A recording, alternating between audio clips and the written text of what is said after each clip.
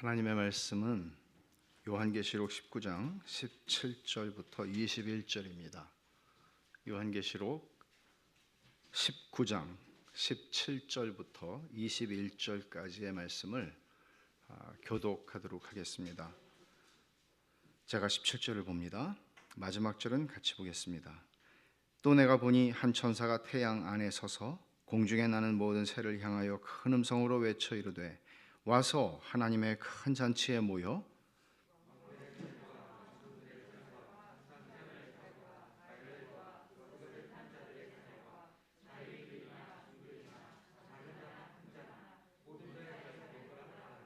또 내가 보매 그 짐승과 땅의 임금들과 그들의 군대들이 모여 그 말탄 자와 그의 군대와 더불어 전쟁을 일으키다가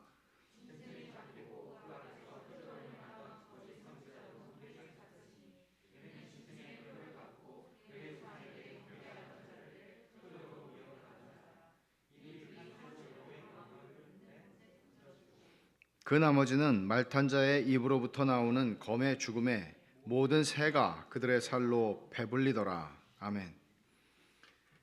오늘 본문은 마지막 전쟁에 대해서 성경이 말씀하고 있는 본문인데요. 마지막 전쟁이라는 말을 들으면 여러분들은 어떤 생각을 하십니까? 세계 3차 대전 혹은 핵전쟁 이런 생각들을 하십니까? C.S. 루이스가 나니아 연대기에서 7권이죠 모두 7권의 제7권의 7권의 제목을 마지막 전투라고 썼습니다. 또 톨킨도 반지의 제왕이라고 하는 그의 판타지 소설에서 마지막 부분을 악에 대한 최종적인 전투로 그려내고 있습니다. 어떤 사람들은 이런 성경이 말씀하고 있는, 특별히 요한계시록에 말씀하고 있는 마지막 전투, 마지막 전쟁이라고 하는 말씀을 들으면 이제 성경이 어떻게 이 역사가 인류의 역사가 끝나게 될지, 그게 북한과 관련된 핵 전쟁일지 혹은 중동과 관련된 어떤 문제일지 이런 생각들을 하는 사람들이 있을 것이고, 또 어떤 사람들에게는 이것은 마치 판타지 소설에서 보는 것과 같은 그런 주제일지도 모릅니다. 그러나 그런 얘기를 하는 것은 아닙니다. 오늘 성경이 우리에게 말씀하고 있는 것은 1차적으로 사도 요한이 1세기에 믿음을 인하여 고난을 당하고 있는 성도들에게 이 말씀을 써서 보냈을 때, 그들은 이 말씀을 들을 때, 이 바로 19장에 있는 이 말씀을 들을 때 그들은 아마 들으면서 이게 설교로 전해지기 전에 먼저 읽혀졌겠죠. 메신저가 우리처럼 지금 성경을 가지고 있는 건 아니니까 요한이 반모섬에서 써서 메신저의 편에 이 편지를 보내면 소아시아에 있는 7교회를 다니면서 전달을 해주거나 또 사본을 만들게 되거나 그러면서 누군가가 읽어줬을 것입니다. 근데 이 19장을 조용히 듣던 사람들이, 그러니까 지금보다는 아마 1세기의 사람들은 지금과 비교할 수 없을 정도로 귀가 밝은 사람들이었을 것이 분명합니다. 우리는 유튜브를 보고 뭔가 영상이 없으면 뭔가 오지를 않는 그런 시대를 살아가고 있지만, 이 시대의 사람들에게는 듣는 것이 굉장히 중요한 문제였고, 그들은 주의 깊게 들을 수 있는 능력이 우리보다는 뛰어난 사람들이었을 것입니다. 그들이 이 말씀을 들을 때 그들은 아마 환호성을 질렀거나 혹은 속으로 아멘, 진짜 그날이 오는군요. 그들은 자기들의 신앙생활과 멀리 동떨어져 있는 문제로 이거를 접하지 않았을 것이란 말이죠. 왜냐하면 매일매일을 자기들의 신앙생활 속에서 종의 신분으로 신앙생활을 하던 사람들은 내일 내가 예수를 믿는다는 것 때문에 주인에게 미움을 받아서 채찍질을 당할지도 모르고, 또는 귀족이나 자유인으로서 예수를 믿고 신앙생활을 하던 사람들은 내일 내가 또 황제 숭배하는 그 자리에 가서 내가 어떤 이유들을 가지고 모함을 받아서 또 어떤 불이익을 당하게 될지, 날마다 신앙을 가지고 살아간다는 것이 그들에게 불이익을 의미하고 손해를 의미하고 때때로 채찍질을 감수해야 하는, 언제 내 재산을 빼앗길지도 모르는 이런 삶을 살아가는 사람들에게 이런 말씀은, 그래, 주님이 오셔서 마지막 전쟁을 끝내실 것이다, 이거는 굉장히 현실적인 얘기였다는 거죠. 그러나 21세기를 사는 우리들에게 21세기도 사실은 똑같지는 않습니다. 예를 들어 북한에 있는 지하교회 성도들이라고 생각해 본다면 그들이 이런 말씀을 보면 그들에게는 이건 큰 소망입니다. 그렇지 않습니까? 그러나 대부분의 자유 세계에 살고 있는, 말하자면 신앙생활하는 것이 조금의 불이익도 의미하지 않고 신앙생활하는데 여러분들이 어떤 불이익을 당합니까? 그런 일이 없는 이런 세상 속에 살아가는 사람들에게는 이 말씀은 판타지 소설의 이야기나 진배 없고, 이 말씀은 별로 내가 내 인생을 지금 살아가면서 주식이 오르느냐 마느냐 하는 것에 관심을 가지고 살아가는 사람들에게 이 말씀이 과연 어떤 의미가 있겠냐는 것이죠. 그저 나는 하루하루를 이제 취업 준비를 하면서 살아가야 하는 삶을 살아가고 있는데 마지막 전쟁이라는 게 나에게 무슨 의미가 있냐고요. 이런 점을 생각하면 이게 어떤 면에서 우리의 이런 말씀을 대하는 우리의 자세가 우리가 신앙생활을 어떻게 하고 있는가 하는 것을 보여주는 시금석이 될 수 있다는 말을 하고 싶은 것입니다.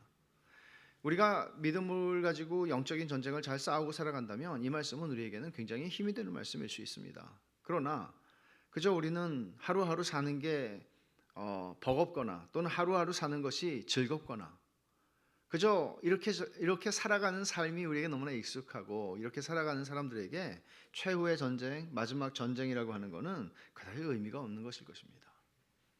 여러분들 어떠세요? 어떻게 이 말씀이 다가오세요? 실제로 이 말씀과 관련해서, 그리고 우리가 다음 주에 계속해서 살피게 되는 20장과 관련해서 종말론, 천년왕국에 대한 이해라든지 이런 것들은 너무나 많이 우리들이 잘못된 정보에 익숙해져 있고 길들여져 있고 그런 것들에 너무나 많이 노출이 되어 있었습니다. 그것은 세대주의 신학이 설명하고 있는 방식입니다. 가령 영화라든지 또는 휴거라는 어떤 소설 뭐 등등 굉장히 많죠. 근데 대부분의 종말론에 관한 우리에게 보편적으로 알려져 있는 설명들은 세대주의 신학이라고 이해를 하면 될 것입니다. 그건 이런 겁니다. 예수님께서 종말의 때에 재림을 하시는데 땅으로 바로 오지 않습니다. 주님께서 공중에 재림하십니다. 그러면 어떤 일이 일어날까요? 죽은 신자들이 부활하게 됩니다. 그리고 살아있는 신자들과 함께 공중에 재림하시는 주님을 맞이하기 위해서 들려 올려집니다. 휴거라고 그러죠.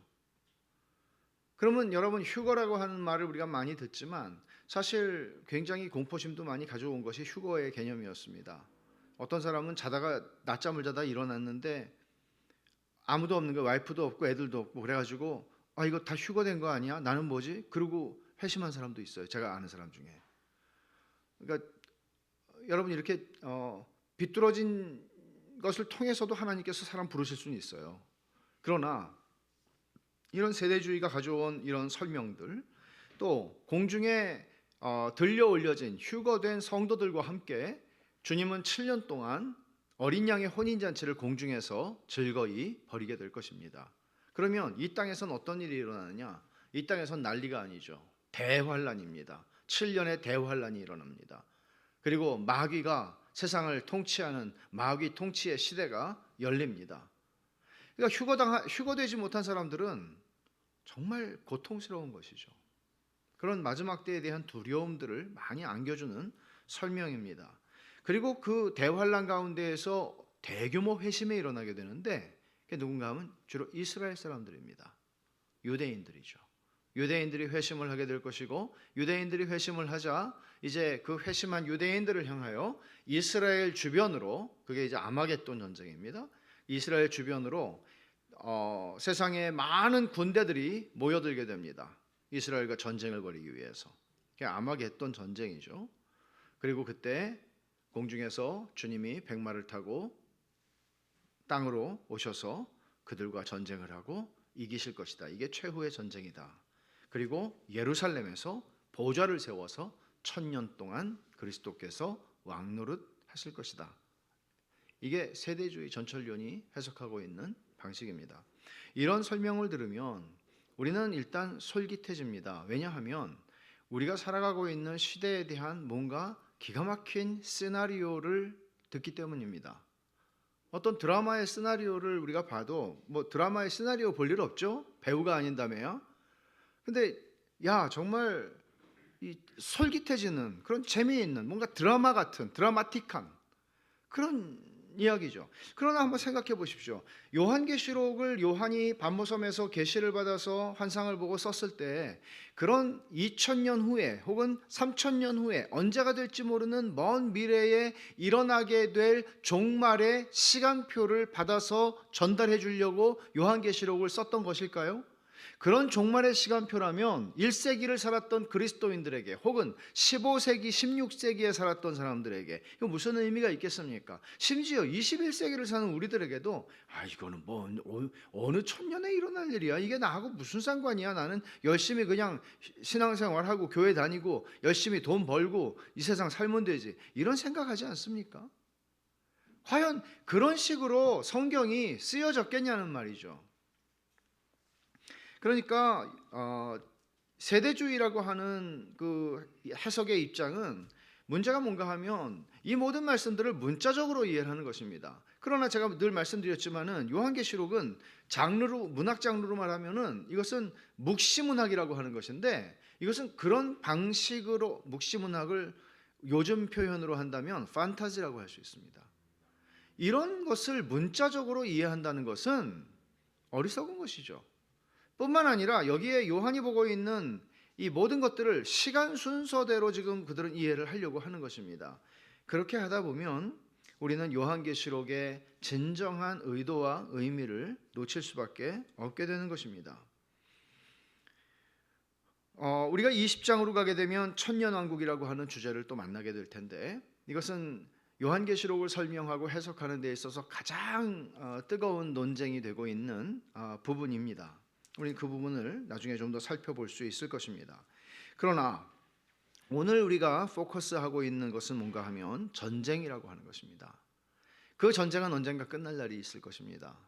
그리고 그 끝날 날에 대한 그 마지막 전쟁의 마지막 챕터, 그 전쟁의 마지막 장면을 오늘 본문이 보여주고 있는데 이 전쟁은 오늘 여기서 갑자기 튀어나온 게 아닙니다.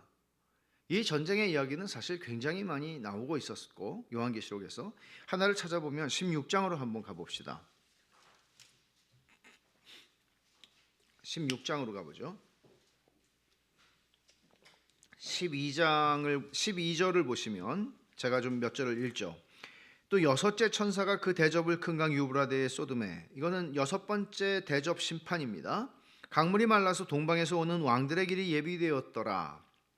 지금 아마겟돈으로 모이는 거죠. 군대들이 하나님을 대적하기 위해서. 또 내가 봄에 개구리 같은 새 더러운 영이 용의 입과 짐승의 입과 거짓 선지자의 입에서 나오니 이것은 용과 짐승과 거짓 선지자 이 악의 삼위일체 하나님 성삼위 하나님을 모방하고 있는 악의 삼위일체로부터 개구리같이 더러운 새 영이 각각 나와서 세상을 미혹하여 아마겟돈으로 모읍니다.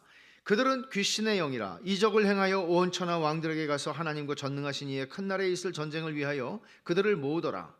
하나님을 대적하려는 전쟁을 시작하는 거죠. 16절입니다. 새 영이 그 각각 새 이 마귀와 또 두 짐승에게서 나온 새 영이 히브리어로 아마겟돈이라 하는 것으로 왕들을 모으더라.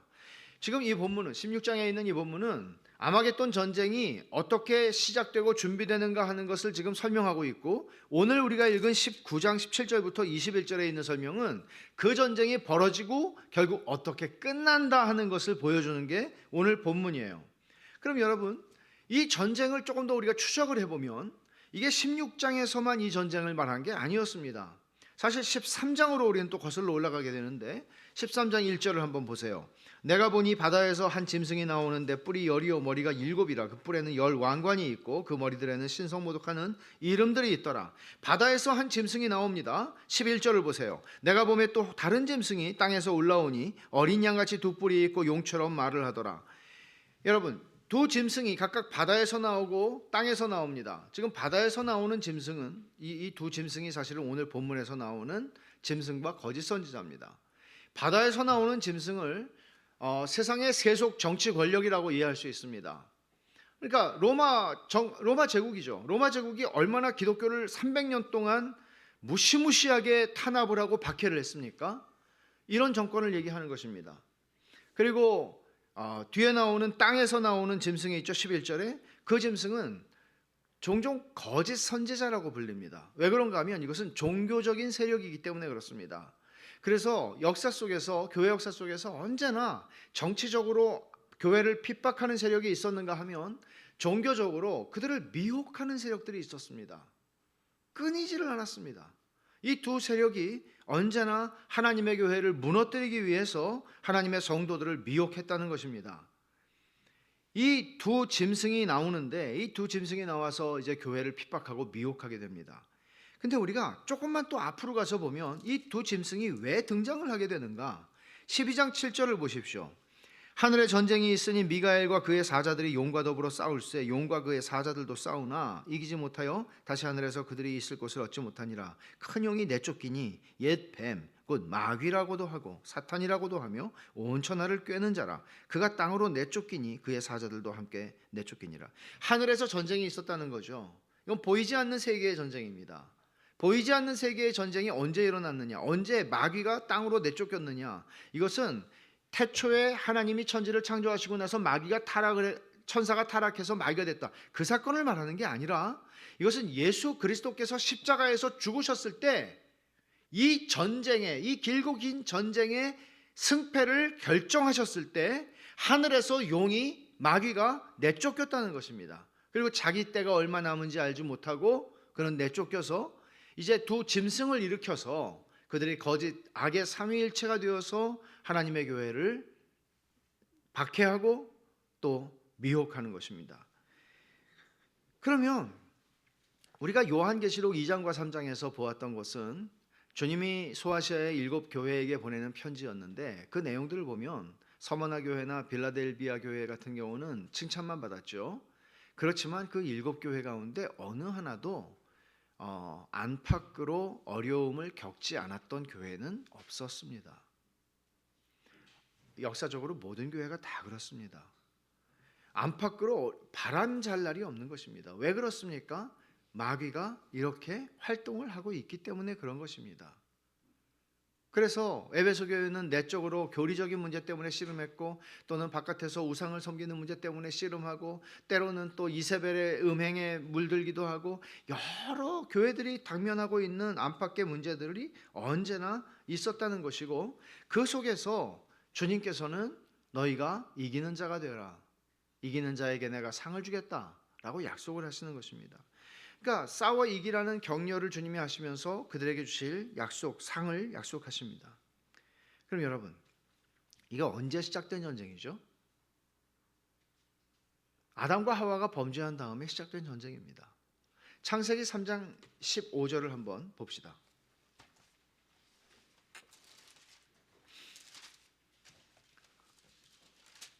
창세기 3장 15절에 아담과 하와가 범죄한 뒤에 하나님께서 뱀에게 하시는 말씀이 이 구절인데, 내가 너로 여자와 원수가 되게 하고 내 후손도, 너는 뱀이에요, 내가 너로 뱀으로 여자와 원수가 되게 하고 너의 후손도 여자의 후손과 원수가 되게 하리니 여자의 후손은 내 머리를 상하게 할 것이요 너는 그의 발꿈치를 상하게 할 것이니라 하시고. 그러면 여자의 후손은 누구냐? 그 메시아죠. 그리스도죠. 백마를 타고 오시는 주님이시죠. 그러면 여자의 후손과 뱀의 후손이 원수가 되고 여자와 뱀이 원수가 되는데, 여기 보면 여자의 후손이 내 머리를 상하게 한대요. 여자의 후손이 내 후손의 머리를 상하게 하는 게 아니고 여자의 후손 메시아가 뱀의 머리를 상하게 한대요. 그것이 요한계시록 12장에서 일어난 대로 십자가에서 주님이 죽으심으로써 뱀의 머리를 밟으신 것입니다. 그래서 용은 내쫓겼습니다. 그리고 용은 내쫓겨서 짐승들을 데리고 세속의 권력, 정치 권력을 가지고 교회를 핍박합니다. 그리고 모든 사람들을 미혹하게 해서 짐승의 표를 받게 하고 짐승을 섬기게 하고, 하나님을 대적하는, 성경이 말하고 있는, 성경이 가르치는 보편적 가치와 하나님을 아는 지식을 뭉개버리고 그들은 새로운 가치를 천명하고 따르라고 말합니다. 이게 지금 우리가 살아가고 있는 세상이 돌아가는 방식입니다.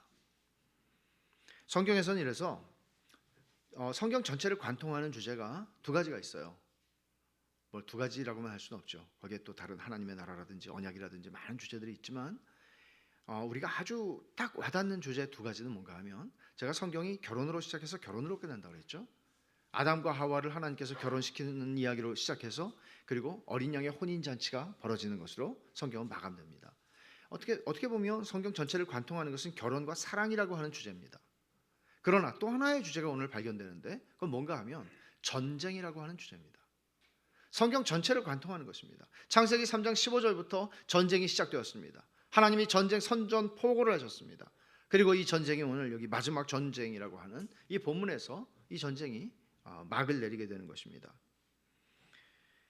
이 전쟁, 마지막 전쟁에서 오늘 본문에서 두 짐승이 멸망당하는 것을 보여줍니다. 그리고 한 군데 더 20장으로 가보시면 20장 7절부터 보면 천년이 참에 사탄이 그 옥에서 놓여 나와서 땅의 사방 백성 곧 곡과 마곡을 미혹하고 모아 싸움을 붙이리니 그 수가 바다의 모래가 트리라. 그들이 지면에 널리 퍼져 성도들의 진과 사랑하시는 성을 두루매 하늘에서 불이 내려와 그들을 태워버리고 또 그들을 미혹하는 마귀가, 이 마귀는 뭔가 하면 옛 뱀이고 사탄입니다. 용입니다. 이 마귀가 불과 유황못에 던져지니 거기는 그 짐승과 거짓 선지자도 있어. 왜냐면 먼저 던져졌으니까 오늘 본문에서. 그래서 결국은 마귀와 두 짐승이 다 하나님의 심판을 받아 멸망한다는 것이 마지막 전쟁이 보여주고 있는 이야기입니다. 그러니까 요한계시록은 성경의 마지막 책으로서 이런 큰 그림을 성도들에게 보여줍니다. 그리고 우리가 지금 어떤 시대를 살고 있나 정신 차리게 합니다. 그리고 우리가 지금 살아가면서 싸우고 있는 영적인 싸움의 본질이 무엇인지를 보게 합니다. 그리고 이 싸움 속에서 우리가 정말 지켜나가야 하는 게 무엇인가? 돈인가? 명예인가? 아니, 믿음이라고 말합니다. 이것이 요한계시록을 통해서 하나님께서 인내하며 믿음을 지키고 살아가는 성도들을 위로하고 격려하시는 내용입니다. 이제 본문을 볼까요? 17절과 18절을 먼저 보면 또 내가 보니 한 천사가 태양 안에 서서 공중에 나는 모든 새를 향하여 큰 음성으로 외쳐 이르되 와서 하나님의 큰 잔치에 모여 왕들의 살과 장군들의 살과 장사들의 살과 말들과 그것을 탄 자들의 살과 자유인들이나 종들이나 작은 자나 큰 자나 모든 자의 살을 먹으라 하더라. 또 내가 보니라고 그러죠. 장면이 전환됩니다. 그 바로 앞에서는 백마를 타고 재림하시는 주님이 포커스였는데, 초점이었는데, 지금 그 주님을 대적하기 위해서 모이는 군대, 여기로 지금 초점이 바뀌고 있죠. 그리고 이 선언을 하는 천사의 모습을 보면 태양 안에 서서라고 말합니다. 태양 안에 서서, 태양과 겹쳐서 보인다 그런 얘기 같지는 않습니다. 태양 안에 서서 말합니다. 설명할 수가 없는 것이죠. 도대체 어떤 존재가 태양 안에 설 수 있겠습니까? 근데 우리가 18장에서 보는 바 18장 1절을 잠깐 보시면 바벨론의 멸망을 예언하던 천사가 어떤 모습이었습니까? 이 일 후엔 다른 천사가 하늘에서 내려오는 것을 보니 큰 권세를 가졌는데 그의 영광으로 땅이 환하여지더라. 바벨론이 멸망할 것을 선언하는 천사가 등장을 하는데 그가 딱 등장을 하니까 그의 영광으로 땅이 환하여지더라는 거죠. 오늘 여기서는 마지막 전쟁에 대해서 선언을 하는, 마지막 전쟁에 결국은 그리스도의 승리를 선언하는 이 선언을 하는 천사의 존재가 등장을 하는데 어떤 모습인가 하면 태양 안에 서서, 그러니까 이것은 그리스도의 승리를 선언하기에 아주 적합한 그런 전령, 메신저의 역할을 모습을 잘 보여준다고 할 수 있을 것입니다. 여기서 두 존재가 멸망을 당해요. 어떤 존재가 멸망을 당합니까? 20절에 보면 짐승이 잡히고 그 앞에서 표적을 행하던 거짓 선지자도 함께 잡혔으니, 짐승과 거짓 선지자, 조금 아까 말한 그 13장에서 말한 땅에서 올라오는 짐승과 바다에서 올라오는 짐승, 바다에서 올라오는 게 먼저죠. 이 두 짐승이 여기서 완전히 멸망을 받게 됩니다. 그것을 지금 설명하는 것이죠. 누구에게 외치는지를 한번 보십시오. 17절 중반에 보면 공중에 나는 모든 새를 향하여 큰 음성으로 외칩니다. 이 태양 안에 서 있는 천사가 뭐라고 외치는 거 하니 이게 일종의 초대장이거든요. 잔치에 오라는 초대장입니다. 어떤 잔치입니까? 와서 하나님의 큰 잔치에 모여라. 지금 하나님의 큰 잔치가 벌어졌어. 그러니까 공중에 나는 새들아 다 와라, 이렇게 얘기를 해요. 근데 여기에 메뉴를 소개하죠. 무서운 얘기입니다. 18절에 왕들의 살, 장군들의 살, 장사, 힘센 사람들이죠. 장사들의 살, 말들, 그것을 탄 자들의 살, 자유인들, 종들, 작은 자, 큰 자, 모든 자의 살을 먹으라. 우리는 음식점에 가면, 고깃집에 가면 소를 드시겠습니까? 돼지를 드시겠습니까? 아무렇지도 않죠. 그건 먹는 음식이니까. 근데 여기서 지금 뭐라고 얘기하죠? 왕고기를 드시겠습니까? 장군 고기를 드시겠습니까? 힘센 장사들의 고기를 드시겠습니까? 이렇게 물어봅니다. 혹시 자유민 고기를 먹으시겠습니까? 종들의 고기를 먹으시겠습니까? 작은 자가 좋습니까? 큰 자가 좋습니까? 이렇게 묻는 거죠. 공중의 새들을 초청하면서 이야기를 하는 것입니다. 이게 하나님의 큰 잔치라고 한 것은 바로 앞에 나오는 어린 양의 혼인 잔치에 대한 패러디입니다. 약간 이런 느낌이죠. 잔치가 벌어지는 거, 어린 양의 혼인 잔치의 혼주가 누구예요? 성부 하나님이에요. 그리고 하나님의 큰 잔치라고 하는 것도 하나님이 베푸시는 큰 잔치라는 거죠. 여기도 잔치를 베푸는 분이 하나님이세요. 둘 다 하나님의 잔치예요. 근데 한쪽에서는 어린 양의 혼인 잔치 속에서 성도들이 마음껏 즐거워하고 기뻐하고 행복해합니다. 그러나 다른 한편에서는 전쟁이 휩쓸고 간 그 비참한 자리에 시체들이 나뒹굴고 새들이 와서 그 시체들을 마음껏 물어뜯고 먹습니다. 새들의 잔치죠. 이런 모습을 보여주는 것은 예수님께서 말씀하시기를 그들은 악인들은 영벌에 의인들은 영생에 들어가리라 하는 말씀을 그대로 보여주는 것입니다. 이 섬뜩한 초대장의 끔찍한 내용은 요한이 지어낸 것은 아니었습니다. 물론 하나님의 계시를 받아서 쓰고 있지만 이것은 유대인들에게는 적어도 생소한 표현일 수는 없었습니다. 왜냐하면 에스겔 선지자가 이런 말씀을 이미 예언했기 때문입니다. 에스겔 39장 17절부터 20절을 제가 읽어드리죠. 주 여호와께서 이같이 말씀하셨느니라. 너 인자야. 에스겔을 향해서 하나님이 이렇게 말씀하신 거죠. 너는 각종 새와 들의 각종 짐승에게 이르기를 너희는 모여오라. 내가 너희를 위한 잔치 곧 이스라엘 산 위에 예비한 큰 잔치로 너희는 사방에서 모여 살을 먹으며 피를 마실지어다. 너희가 용사의 살을 먹으며 세상 왕들의 피를 마시기를 바산의 살찐 짐승 곧 순양이나 어린 양이나 염소나 숫송아지를 먹듯 할지라. 내가 너희를 위하여 예비한 잔치의 기름을 너희가 배불리 먹으며 그 피를 취하도록 마시되 내 상에서 말과 기병과 용사와 모든 군사를 배부르게 먹일지니라 하라. 주 여호와의 말씀이니라. 그러니까 구약 성경에서 이런 하나님의 예언들이 있었고 이것이 실제로 농담이 아니었다는 것이죠. 이것이 실제로 마지막 전투에서 일어나게 될 일들을 지금 말씀하는 것입니다. 고대 세계에서, 여러분 고대 세계나 현대 세계나를 떠나서 시신을 어떻게 하느냐 하는 것은 굉장히 죽은 자에 대한 예의요 또 죽은 자에 대한 존중과 관련해서 중요한 문제였습니다. 지금도 우리가 시신을 함부로 대하지 않습니다. 고대 세계에선 더군다나 전투가 벌어지고 전쟁이 있었을 때 끝까지 항전을 하다가 이제 패망을 하게 되면 그 군인들을 절대로 묻어주지 않습니다. 그들을 다 그 전장터에 널브러진 그 시체들을 그냥 놔둡니다. 시체가 썩겠죠. 그리고 또 새들이 와서 먹겠죠. 그리고 또 짐승들이 와서 먹겠죠. 이렇게 놔둠으로써 그 죽은 자들을 가장 크게 욕보이는 것이 고대 전쟁의 관습이었습니다.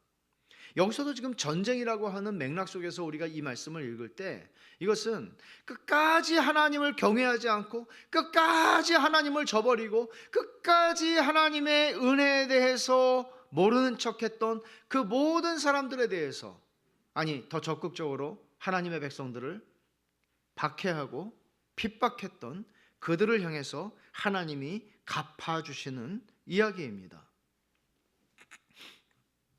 이 심판이, 하나님의 심판이 얼마나 광범위한 보편적인 것인가 하는 것을 여기에 있는 18절에 있는 말씀을 보면 이게 어떤 계층이 예외일 수 없다는 것을 보여주는 것이죠. 앞에 나오는 것들 왕, 장군, 장사, 그것을 탄 자들, 이거는 전부 군사적인 개념에서 정치적인 개념에서 지금 모든 계층을 다 아우러서 하는 이야기입니다. 그 뒤에 뭐가 나오죠? 자유인, 종, 작은 자, 큰 자, 모든 자의 살을 먹으라. 여기서 하나님의 심판에서 예외가 될 수 있는 계층은 하나도 없다는 것을 보여줍니다. 19절에서 요한은 또 환상을 보죠. 또 내가 봄에 그렇게 말합니다. 그 짐승과 땅의 임금들과 그들의 군대들이 모여 그 말탄 자와 그의 군대, 말탄 자가 누구예요? 그리스도죠. 백마를 타고 오시는 분, 그리고 그를 따르는 하늘의 군대와 더불어 전쟁을 일으키다가 라고 말합니다. 이제 드디어 전쟁이 벌어지는 겁니다. 하나님을 대적하는 짐승이 자기를 따르는 자들을 아마겟돈으로 부르는, 아까 16장에서 읽은 것처럼 다 이제 모였어요. 전열을 정비했습니다. 자, 이제 우리는 자 나가자, 그리스도의 군대를 쳐라 라고 이제 얘기를 하는 거죠. 이 마지막 전쟁을 언급하는 묘사들은 16장에서도 14절에서 그 전쟁이라고 나오고 19장 여기 오늘 본문에서도 나오고 또 20장에서도 나오는데 항상 정관사를 붙여서 말해요. 왜냐하면 마지막 전쟁은 여러 번 있을 수 없잖아요. 마지막 전쟁은 그 전쟁. 결국 우리가 지금 역사적으로 아담과 하와 때부터 쭉 있어왔던 이 영적인 전쟁이 끝나는 그 전쟁이 있을 것이고 그 전쟁에 대한 이야기를 지금 본문이 하고 있다는 것입니다. 놀라운 것은 전쟁 준비가 다 됐고 이제 이 19절에 보면은 전쟁을 일으키다가 그랬잖아요. 그럼 이제 우리는 두근두근하죠. 이제 뭔가 이 드라마나 영화나 소설이나 이런 걸로 보면 정말 이제는 대단원의 막을 내리는 아주 최고의 클라이맥스가 뭔가 나올 것 같은데 전쟁이 없어요. 일으키다가 그런데 그 다음에 뭐가 연결되죠? 짐승이 잡히고 그 앞에서 표적을 행하던 거짓 선지자도 함께 잡혔으니까 그냥 그 수괴들이 그냥 바로 잡혔다는 거예요. 전쟁을 일으키다가. 그러니까 전쟁이 일어나지도 않았어요. 이거 무슨 얘기인가 하면 만왕의 왕이고 만주의 주이신 그리스도와 그의 군대를 대적하는 이것이 얼마나 무모한 시도인가. 이건 말도 안 되는 것이다. 말하자면 우리는 여러분 아까 제가 처음에 말했죠. 이게 3차 세계대전이냐 핵전쟁이냐 또는 어디서 터질 중동에서 터질 문제냐 북한에서 터질 문제냐 우리 그렇게 말하죠. 그러나 그런 식의 전쟁이 아니라는 것이죠. 하나님의 군대를 향해서 하나님을 믿지 않는 모든 사람들이 모여서 뭔가 핵과 핵으로 싸우는 또는 총칼로 싸우는 그런 전쟁이 아니라는 것이죠. 문자적인 그런 전쟁이 아니라는 것이죠. 여러분 생각해 보세요. 어떻게 하늘에서 내려오시는 그리스도를 상대로 그의 하늘의 군대를 상대로 이 세상의 무력을 가지고 싸우는 게 그게 무슨 말이 되는 얘기입니까? 말이 안 되는 얘기죠. 가령 교회가 세대주의자들은 이스라엘이라고 얘기하지만 교회가 하나님의 군대라고 해봅시다. 그러면 교회가 여러분 온 세상의 교회가 이제 총칼을 들고 이제 하나님을 대적하는 이 세력 세상의 정치적인 군사적인 세력과 전쟁을 합니까? 그런 얘기하는 거 아니죠. 그런 식으로 이 말씀을 읽을 수 없다는 것입니다. 그것이 오늘 본문이 여실히 보여주는 것입니다. 그 전쟁은 버리려고 하다가 순식간에 끝나는 전쟁입니다. 어떻게? 21절에 그 나머지는 말탄 자의 입에서 나오는 검의 죽음에 말탄 자의 입, 그리스도의 입에서 나오는 검을 맞아서 다 죽어요. 이것도 문자적인 것이지 그리스도의 입에서 검이 나와서 그들을 다 친다는 건 아니죠. 말씀 한마디로 세상을 창조하신 하나님께서 말씀 한마디로 그들을 다 꺼져라 그러면 다 꺼지는 거죠. 그런 얘기를 하는 것입니다. 15절에서도 그 말씀을 했잖아요. 그의 입에서 예리한 검이 나오니 그것으로 만국을 치겠고 순식간에 그들은 괴멸된다는 것이죠. 이것은 무모한 시도입니다. 그리스도를 대적하는 것은 무모한 시도입니다. 20절이 설명하는 것은 짐승이 잡히고 거짓 선지자도 함께 잡혔다고 그랬는데 이 잡혔다는 것은 수동태예요. 잡힘을 당한 거예요. 그러면 누가 잡았느냐? 그리스도가 잡았다는 거예요. 신적인 수동태라고 그래요. 그리스도에게 잡혔는데 이 잡혔다는 단어 자체가 이 동사가 어떤 의미인가 하면요. 오렌지를 여러분 손으로 눌러가지고 이 즙을 짜실 수 있는 실력이 있는 분 계십니까?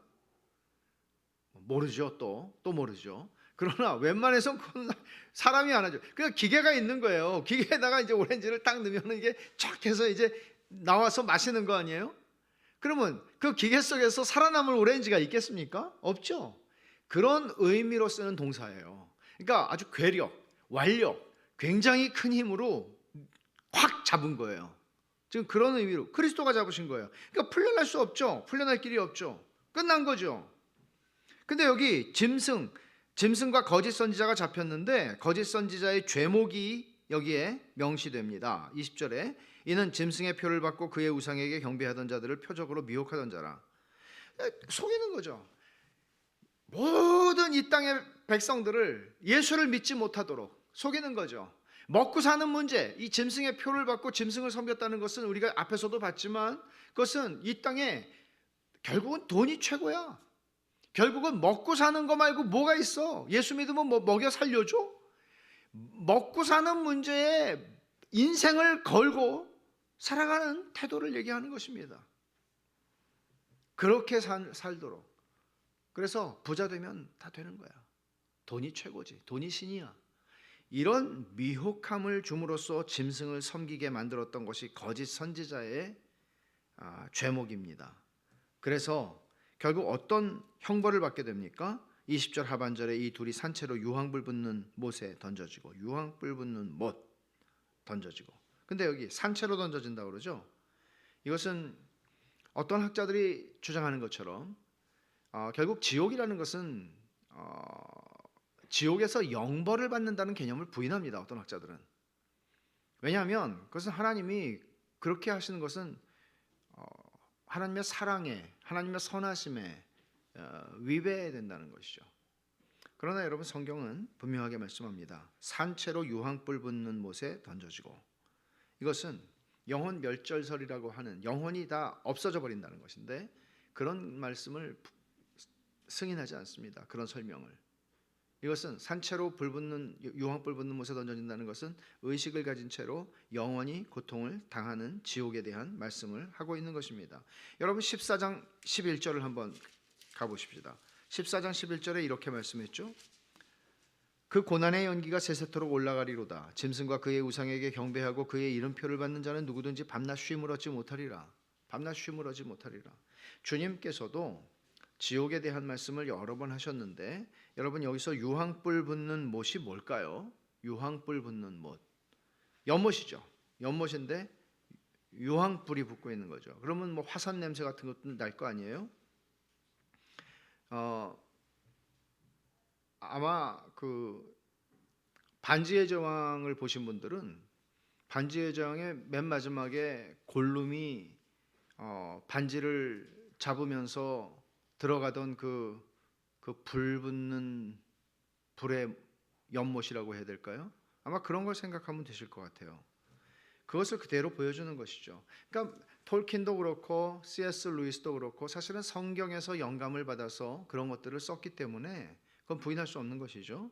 주님이 지옥이라는 말을 한 11번 하십니다. 마태, 마가, 누가복음에서. 지옥이라는 말이 사실 성경에 많이 나오지 않아요. 신약 성경에서 12번 나오는데 11번이 주님이 하신 말씀이에요. 주님이 지옥이라는 말을 하실 때에 그것은 게헨나라는 말을 하셨어요. 이 헬란 말로 게헨나예요. 근데 게헨나라는 말은 히브리 말을 헬라식으로 쓴 것입니다. 그럼 히브리 말이 뭔가 하면 흰놈의 골짜기라고 하는 말인데 그게 유래가 있어요. 유다 역사에서 아하스 왕과 므낫세 왕이 악한 왕들이었죠. 근데 하나님이 특별히 이 두 왕을 향해서 진노하신다고 특별히 말씀하신 게 있는데 그게 뭔가 하면 자식을 인신제사를 몰렉 신에게 드릴 때 화제로 드린 것입니다. 불태워서 드리는 거죠. 그럼 왜 그랬을까요? 왜 이런 짓을 했을까요? 자기들이 얻고 싶은 게 있었던 것이죠. 전쟁을 하면 승리를 얻기 위해서 몰렉 신에게 자기의 아들을 바치는 거죠. 이런 식으로 아하스와 므낫세가 자식을 몰렉 신에게 바친 곳이 예루살렘 남부에 비탈에 있는 흰놈의 골짜기라고 하는 곳이었습니다. 그게 이제 신약 시대에는 게헨나라고 불린 것이에요. 근데 그때는 그게 인신제사를 그렇게 드리던 곳이었지만 이 지역이 여러분 이 이스라엘 역사 속에서 하나님이 저주하신 곳이라는 느낌을 가졌을 때 이스라엘 사람들이 어떤 방식으로 그 장소를 썼겠습니까? 이게 쓰레기 소각장이었습니다. 여러분, 쓰레기 소각장, 서울에는 난지도가 있었죠. 오래도록 쓰레기 소각장으로. 근데 제가 한 1, 2년 전에 가보니까 거기가 공원이 됐더라고요. 완전히 새로운 곳이 됐어요. 공원이 됐어요. 근데 난지도는 언제나 불 붙는 곳이었고 필리핀에도 그런 곳이 있죠. 스모키 마운틴이라고 하는, 이런 항상 불이 붙어 있는 곳이고 항상 뭔가가 타고 있는 곳이고 냄새가 나는 곳이었습니다. 이게 게헨나입니다. 이게 지옥이라고 주님이 말씀하실 때, 그럼 왜 주님은 지옥이라는 말씀을 게헨나라고 하셨나? 저기 있는 난지도 혹은 스모키 마운틴 이런 식으로 왜 말씀하셨나? 왜 그런가 하면 구약 시대의 선지자들이 끊어지고, 말라기 선지자, 그 다음에 신약 시대에 세례 요한이 나타날 때까지 한 400년 동안의 중간기가 있잖아요. 이때 많은 이 요한계시록 같은 문서들이 많이 나왔어요. 성경은 아니지만 유대 문서들 가운데 이런 묵시문학에서는 지옥이라는 개념을 설명할 때 게헨나를 항상 그걸 가지고 썼단 말이에요. 그러니까 지옥은 항상 저렇게 불타오르는 곳이야, 그 불이 꺼지지 않는 것이야, 이런 상징적인 의미를 가지고 사용했기 때문에 예수님께서도 당시에 지옥을 말씀하실 때 게헨나라고 말씀하신 거예요. 근데 요한계시록에서는 그 말을 쓰지 않고 그 말의 연장선상에서 유황 불붙는 못이다 라는 말을, 이 유황 불붙는 못이라고 하는 개념도 요한계시록에서만 나올 뿐만 아니라 요한계시록 19장, 20장, 21장 요 세 장에만 나와요, 성경 전체에서. 근데 이게 지옥의 연장선에서 하고 있는 말씀이라는 것이죠. 그럼 여러분, 어떻게 이 전쟁이 순식간에 끝나요? 아까 우리가 본 대로 21절에 20절 하반절에 이 둘이 누구예요? 짐승과 거짓 선지자. 다시 말하면 두 짐승. 다시 말하면 정치적인 세력, 정치 군사적인 세력과 종교적인 세력, 가짜죠. 이 둘이 삼체로 유황 불붙는 못에 던져지고, 이거는 이 둘이, 짐승이 던져진다는 것은 다시 말하면 짐승과 그들을 숭배하던 모든 이 체제 속에서 같이 그 일을 하던 모든 사람들을 가리키는 말입니다. 불붙는 못에 던져집니다. 그리고 그 나머지는 말탄 자의 입으로부터 나오는 점의 죽음에 모든 새가 그들의 살로 배불리더라. 여러분, 우리는 뒤에서 이 유황 불붙는 못에 또 누가 계속해서 던져지는지를 봅니다. 마귀가 던져질 것입니다. 남은 것이 마귀죠. 20장 7, 8절에 나오는 말씀이에요. 그럼 여러분, 오늘 본문을 통해서 21세기를 사는 우리에게 하나님은 무슨 말씀을 하고 싶은 것일까요? 이 본문이 우리하고 무슨 상관이 있습니까? 적어도 분명히 주님은 이렇게 말씀하시는 것입니다. 그것은 21세기만이 아니라 1세기의 그리스도인들에게도 마찬가지였고 모든 시대의 그리스도인들에게 마찬가지였는데, 이거죠. 너희는 지금 전쟁 중에 살고 있다. 잊지 마라. 기억해라. 여러분, 정말 순진하고 나이브하게 생각하는 것은 뭔가 하면, 여러분 생각해보세요. 여러분 예수를 잘 믿고 싶습니까? 신앙생활 잘하고 싶습니까? 근데 그게 잘 됩니까? 생각하는 만큼 생각하기만 하면 잘 돼요? 갑자기 새벽에 벌떡벌떡 일어나서 기도를 1시간씩 하게 되고, 막 부부싸움 막 하다가도 갑자기 너무너무 사랑스러워지고, 내 남편과 아내가 막 자식 보는 게 인생에서 내가 이렇게 지긋지긋하게 살아야 되나 하다가도 자식이 너무나 사랑스럽고, 부모 된 게 갑자기 지난주에 랜선 세미나 들으니까 막 영광스러워서 견딜 수가 없고, 막 그렇게 변해요? 안 그래요. 성경이 읽기만 하면 졸리다가 갑자기 막 즐거워져요? 그렇지 않아요. 뿐만 아니라 어저께 내가 그렇게 하나님 앞에 은혜를 받았는데 그 은혜를 까먹는 그런 순간이에요. 부부싸움을 한다든지, 갑자기 자식에게 화를 낸다든지, 갑자기 어떤 일이 터져서 갑자기 뚜껑이 다 열려버린다든지, 그러면서 다 쏟아내는 거죠. 우리는 수없이 이런 실패를 경험하고 살아가요. 무슨 말을 하려는 건가 하면, 신앙생활이라는 것은 그냥 열심히 하고 잘하면 되는 거 아니라는 얘기입니다. 왜냐하면 이것은 영적 싸움이라고 하는 큰 그림 속에서 이해해야만 이 신앙생활을 제대로 할 수 있기 때문에 그렇습니다. 짐승과 거짓 선지자가 온 힘을 다해서 우리 믿음을 흔들고 미혹합니다. 이렇게 저렇게 직장 생활을 통해서 내 주변에 있는 사람들을 통해서 나를 건드립니다. 내 믿음에 반하는 태도와 감정과 행동을 드러내게 합니다.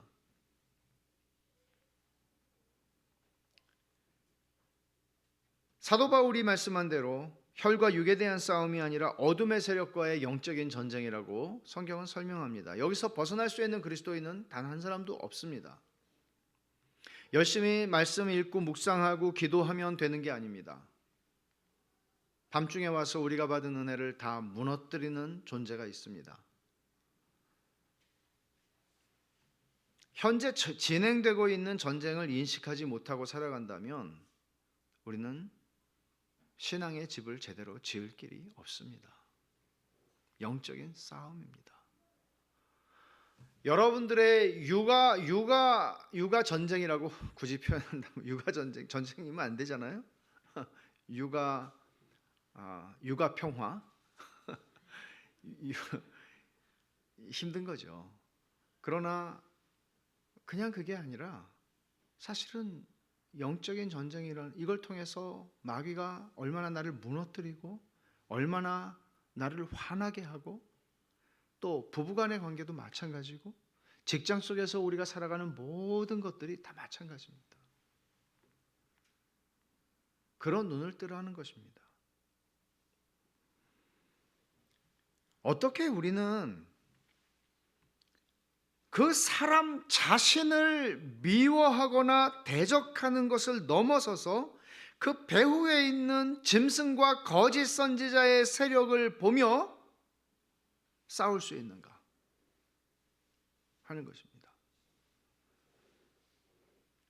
바울 사도가 에베소 교회에게 영적 전쟁에 대해서 경고하면서 에베소서를 마감할 때에 그는 이런 말로 그 영적 전쟁에 대한 이야기를 마치고 있습니다. 여러분 에베소서 6장 18절을 한번 찾아보십시다.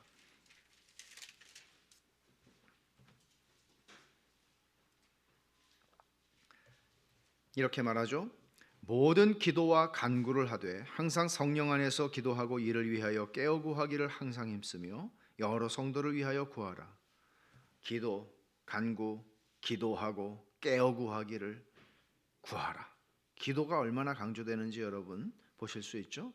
이 구절을 유진 피터스는 메시지 성경에서 이렇게 번역을 했습니다. 아주 멋진 번역입니다. 들어보십시오. 제가 목회서시 오늘 그 묵상 질문, 나눔 질문을 쓸 때도 제가 4번에다가 이거를 써놨는데 제가 읽겠습니다. 마찬가지로 계속되는 이 전쟁에서 기도는 필수입니다. 열심히 오래 기도하십시오. 형제자매를 위해 기도하십시오. 끊임없이 주의를 기울이십시오. 서로 기운을 북돋아 주어 아무도 뒤처지거나 낙오하는 사람이 없게 하십시오. 무슨 얘기인지 아시겠습니까? 여러분 그렇다면 우리가 한가한 사람이 우리 중에 누가 있습니까? 다 바쁘게 살아갑니다. 여러분들은 이렇게 바쁘고 분주한 삶을 살아가는 와중에 정말 우리의 영적 전쟁, 나를 넘어지게도 하고 살리기도 하는 이 영적 전쟁 속에서 여러분들은 이 가장 강력한 무기라고 바울 사도가 지금 말씀하고 있는 이 기도의 역할을 충분히 인지하고 그것을 사용하고 살아가고 있는 거 맞습니까? 또 여러분들은 이 전쟁터에서 예리하게 준비되어 있는 성령의 검, 하나님의 말씀을 잘 사용하고 살아가십니까? 여러분 전쟁 중이라는 사실을 잊지 말라는 것입니다. 전쟁 중입니다. 그래서 베드로전서는 베드로 사도는 우리에게 깜짝 놀랄 만한 경고를 합니다. 근신하라, 깨어라. 너희 대적 마귀가 우는 사자같이 두루다니며 삼킬 자를 찾고 있다. 으르렁거리면서 사자가 배가 고파서 삼킬 자를 찾는, 먹이를 찾는 것처럼 마귀가 그렇게 삼킬 자를 찾고 있는데 우리가 틈을 보이지 마라. 틈을 보이면은 그가 문다. 교회도 마찬가지고 성도의 삶도 마찬가지이고 성도의 가정도 마찬가지입니다. 여러분 이런 말씀들을 가만히 생각해 볼 때 우리는 정말 근신하고 깨어야 합니다. 우리가 어떤 틈을 보이는 것이 그것 때문에 우리가 지금까지 믿음 생활을 하면서 쌓아 올린 것들을 한순간에 다 무너뜨리기도 합니다. 은밀하게 행하는 음란한 죄들을 여러분 조심하셔야 합니다. 돈이 주는 위안과 돈을 사랑하는 마음에 붙잡히지 않도록 여러분 주의하셔야 합니다. 나태함과 게으름에 여러분의 시간을 허비하고 인생을 낭비하면서 살아가지 않도록 여러분들 조심하셔야 합니다.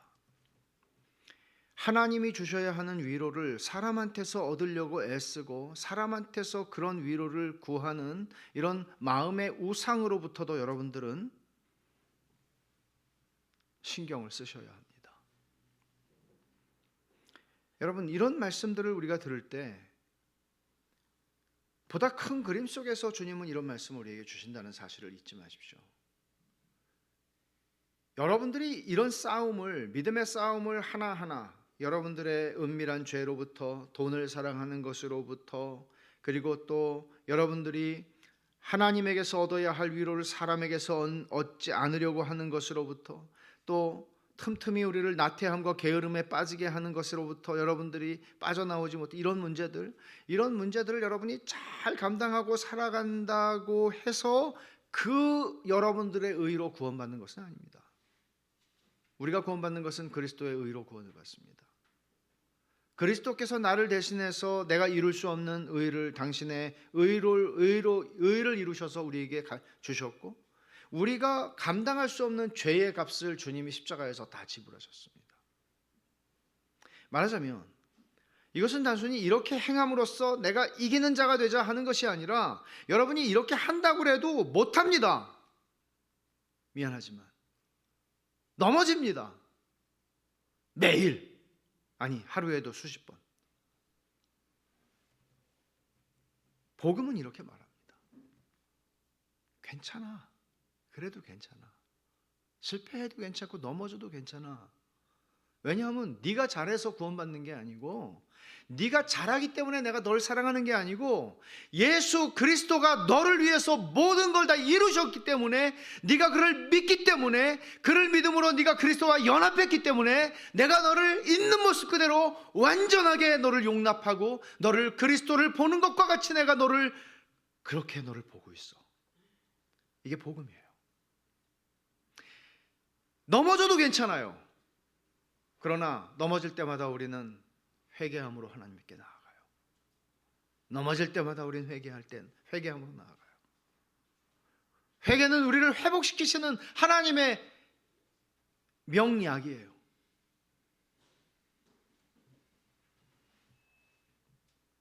우리에게 대언자가 있다고 요한일서는 말씀하고 있어요. 우리는 승리의 결말을 알아요. 마지막 전쟁이 어떻게 끝나는지 그 승리의 결말을 알아요. 이거는 그냥 주님이 입에서 나오는 검으로 후 하면 다 없어지는 거예요.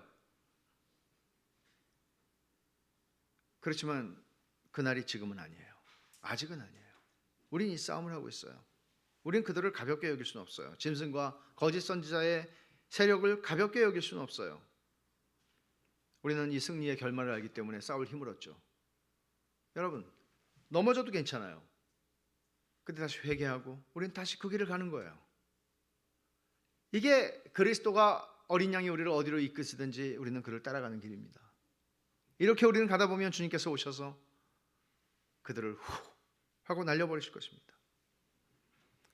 여러분, 두려워할 게 없습니다. 최후의 전쟁에 내가 살아남을까, 내가 휴거당하지 않을까 두려워할 것 없습니다. 내가 예수를 믿는다면 이 싸움을 감당하십시오. 믿음으로 감당하십시오. 여러분, 다 잃어버려도 괜찮습니다. 여러분의 인생을 다 잃어버려도 괜찮습니다. 돈 잃어버려도 괜찮고 명예 잃어버려도 괜찮고 다 괜찮습니다. 그러나 믿음을 지키십시오. 믿음을 지키기 위해서 대가를 지불하십시오. 믿음이 손해볼 짓을 하지 마십시오. 조금의 돈과 조금의 성공을 얻기 위해서 여러분의 믿음을 손해보지 마십시오. 절대로. 주님이 요한계시록 마지막에 이렇게 말씀하시죠. 내가 진실로 속히 오리라. 이 말씀이 얼마나 놀라운 말씀입니까? 오시면 어떻게 됩니까? 그 입의 검으로 훅 하고 날려버릴 것입니다. 모든 게 끝납니다. 그때 우리가 주님의 영접을 받게 될 것입니다. 그날이 멀지 않습니다. 그래서 초대교회 신자들은 마라나타, 주님이 오신다 라고 모일 때마다 인사했습니다. 마라나타, 주님이 오셔. 조금만 더 기다리자. 믿음을 지키고 살자. 이것이 그리스도인의 삶입니다. 기도하십시다.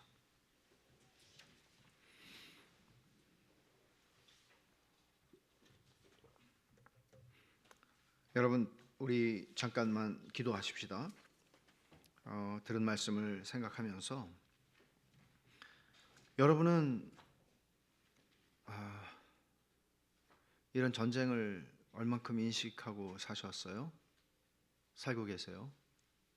단순히 이거는 내 가정 문제이고 내 직장 문제고 단순히 이거는 내 자식의 문제고 그냥 그렇게 생각하고 그렇게 생각하면 그렇게밖에 기도 못해요. 근데 여러분들을 오는 사자같이 오는 사자가 두루다니며 삼킬 자를 찾는 것처럼 여러분들의 믿음을 먹어버리고 여러분들의 믿음을 은혜를 무너뜨리고 이런 존재가 있다는 것. 교회도 마찬가지고요. 여러분들 싸우고 계세요? 그 대적을 분별하고 계십니까? 그리고 싸울 힘이 우리한테는 없어요. 사실 못 이깁니다. 우리는 넘어지고요, 실패하고요. 그때마다 우리가 서는 것은 하나님의 은혜입니다. 우리 은혜로 섭니다. 그리고 주님 말씀하세요. 실패해도 괜찮아, 넘어져도 괜찮아, 또 일어나. 세상에 이렇게 지치지 않고 우리를 용서하시고 지치지 않고 우리를 영접해 주시는 그런 하나님이 어디 계십니까? 우리가 그 은혜에 감사하면서 주님, 100번을 넘어져도 내가 101번을 일어나고 주님이 싸움을 내가 싸우면서 매일 주님 따라가겠습니다. 이런 마음을 주님 앞에 좀 고백할 수 있으면 좋겠습니다. 우리 주님을 의지합시다. 여러분의 힘 믿지 마십시오. 제가 잘하겠습니다. 못합니다. 우리는 주님의 은혜를 의지하여 우리가 또 일어나겠다고 그런 힘을 달라고 우리 같이 한번 기도합시다. 같이 기도하겠습니다. 하나님 아버지,